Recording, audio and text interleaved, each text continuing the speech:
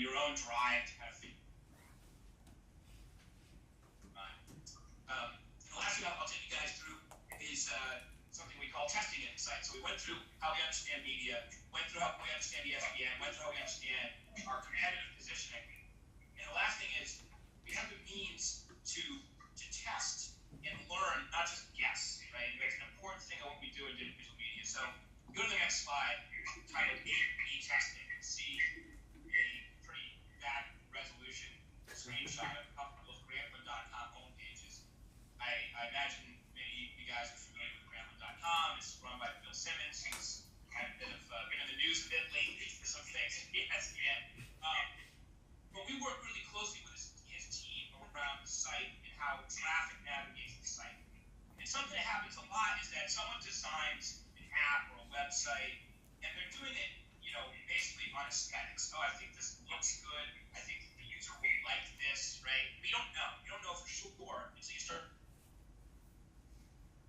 having questions that come to us and say, should we do this? Should we do that? And here's a case where we can use tools to help them make that decision, that data, insights, instead of just guessing and seeing how things go. So it can be really simple, but they can feel really big impact. So if you look at the image on the left, you see the Grantland homepage as it existed in its current form. And you have a big image, NFL Week 4 winners and losers, a big image, an ad up in the upper right-hand side, the Hollywood Prospectus box. We do a lot of our pop culture coverage there. And if you notice, kind of cut off at the bottom are the tops of headlines for a couple of other stories. And the Grantland guys came to us and said, what would happen if we made that main image smaller and we dragged more content up the page? So when people are on their computer, they just see more. Would they click on more if they saw more, if they didn't have to scroll? So we said, well, let's test it out. So unbeknownst to the user, unbeknownst to you guys, if you visit Grantland.com, we set up a test where we have an A and a B, a control and an expose.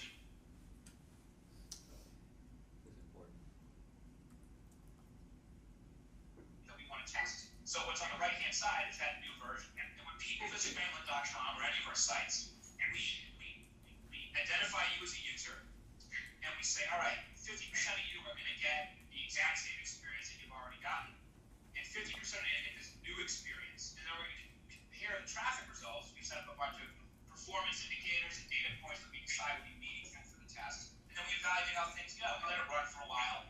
Over a course of a few days or maybe a week, you get enough people in that sample of the 50% and 50% to understand the difference between the two.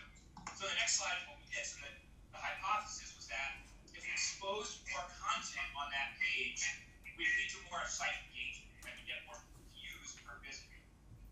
The interesting thing is that you find some immediate impacts and you find some secondary impacts. The results were that if we used that smaller image and we got more content,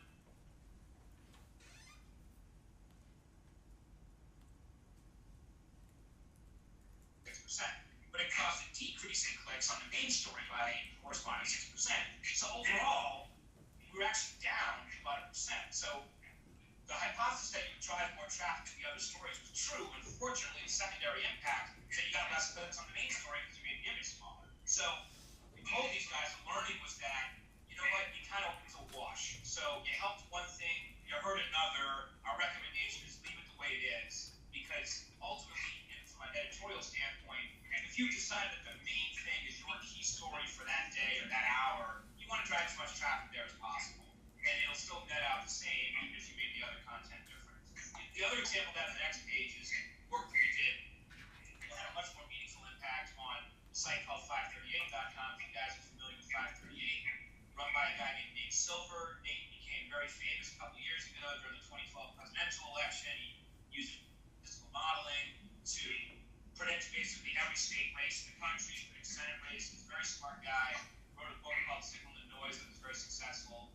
Was working for the New York Times. His contract came up, and he came to work for ESPN, which surprised a lot of people because we're not exactly known as a site that focuses on politics. But Nate actually got his start writing about baseball, about sabermetrics. So he was kind of excited to come back to ESPN and evolve his political coverage into science and technology and sports. So needless to say, work with a team at 538 that does what they call database journalism. They're very interested in data,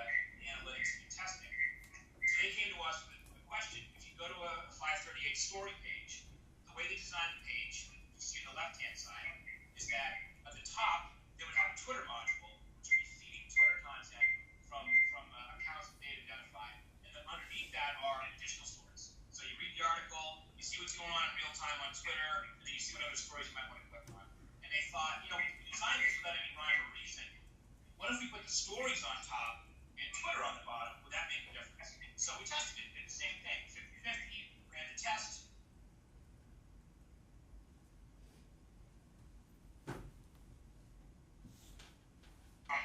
Module underneath. And the visits lasted longer, there was a lot more engagement with the site. So we told these guys, you should make that change. And it led to a big increase in traffic because of the way that we surface the content. So again, small changes that yield really big results, and that's all insight driven. It's all testing and learning and iterative stuff. So we have an agenda with these guys to continue to do testing, and we take all their questions, and then we turn into tests like this. So the last slide I'll leave you guys with, or second to last slide, is just a quote we saw recently in our group that we thought was really important because, I'm sure in a class like this, you guys are exposed to a lot in the world of data. All the talk is about big data and how do we use big data, but ultimately it's about the insights you generate, because all data does is lead you to insight creation. And I think it's really important. It's the last thing that this woman, Susan Ellinger, who's a consultant for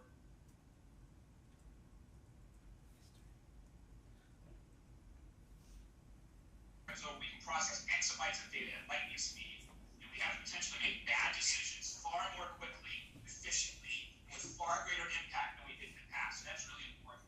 The mere fact we can process tons and tons of data does not help us make decisions better. It just helps you process data more quickly. You got to harness that stuff. You got to put human intelligence against it so that you're still making good decisions, not just fast or bad decisions. So my last slide is just simply for those of you that enjoy the Twitter, we have a research account where we spit out all sorts of fun data points like this. And that's kind of what I have for you guys today. So if you have any questions, I'd certainly love to hear them. Thank you, Dave. Excellent. So those were, I think, 3 great examples of just company research, environment research, and I don't like the feedback here. I'm getting feedback from the mic. About how to generate insights that lead to product decisions. Product decisions are essentially marketing decisions. How do we market our product against Bleacher Report, against SI, against Fox Sports, et cetera, et cetera. Sounds weird.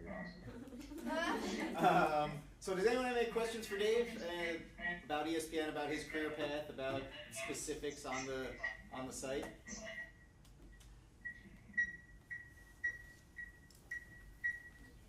Let me stand over here.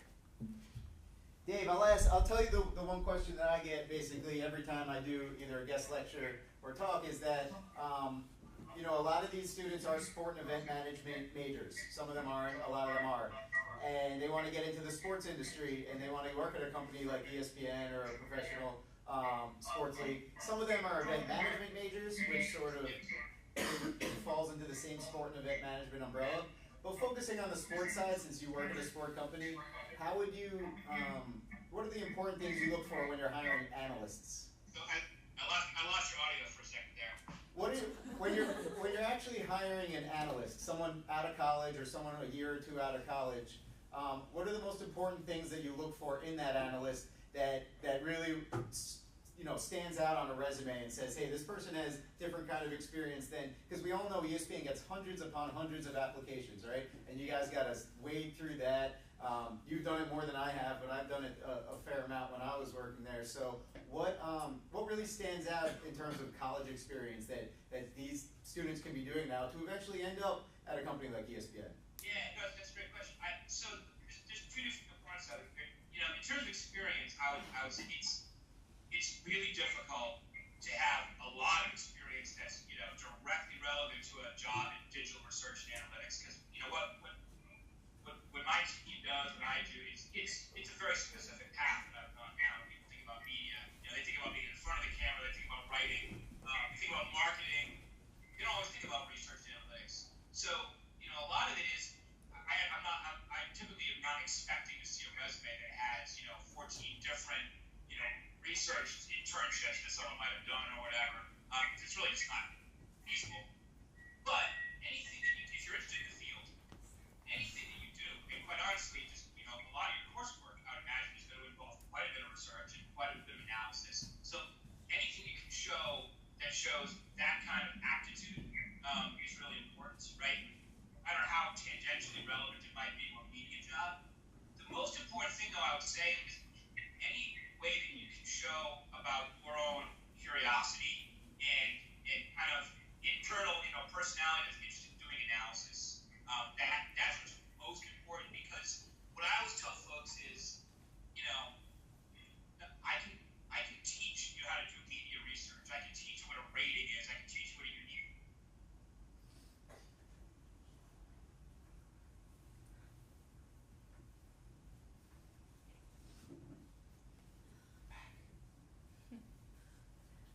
Ambition to want to learn, because that's what we are. My boss says at ESPN, when you work in research, when you work in analytics, you're a perpetual student, right? We're always learning. It's one reason why I can last 16 years at one company, is that we're always learning. Every day is different.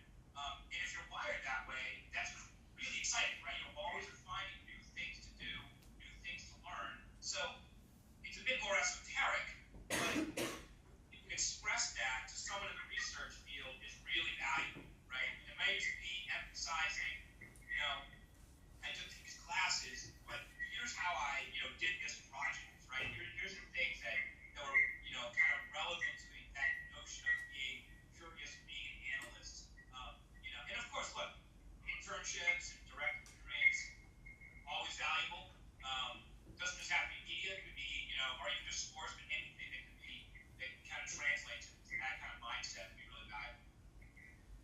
Great. And I would say one more question is the second question that I usually get.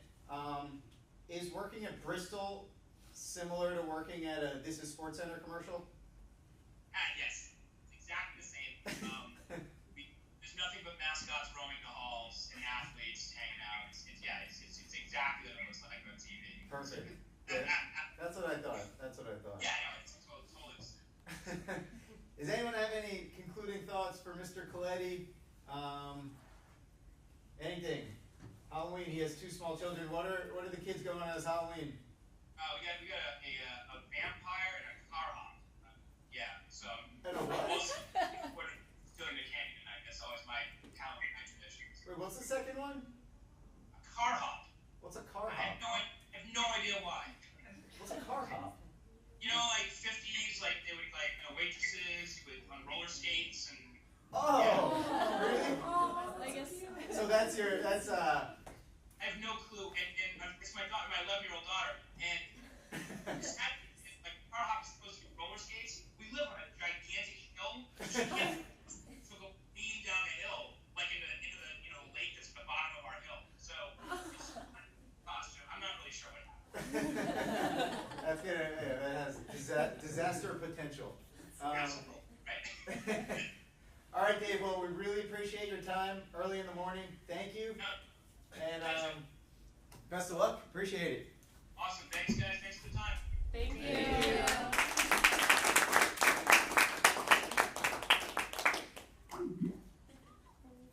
Well, I apologize for the slight technical cutouts there. There's not much we can do about it.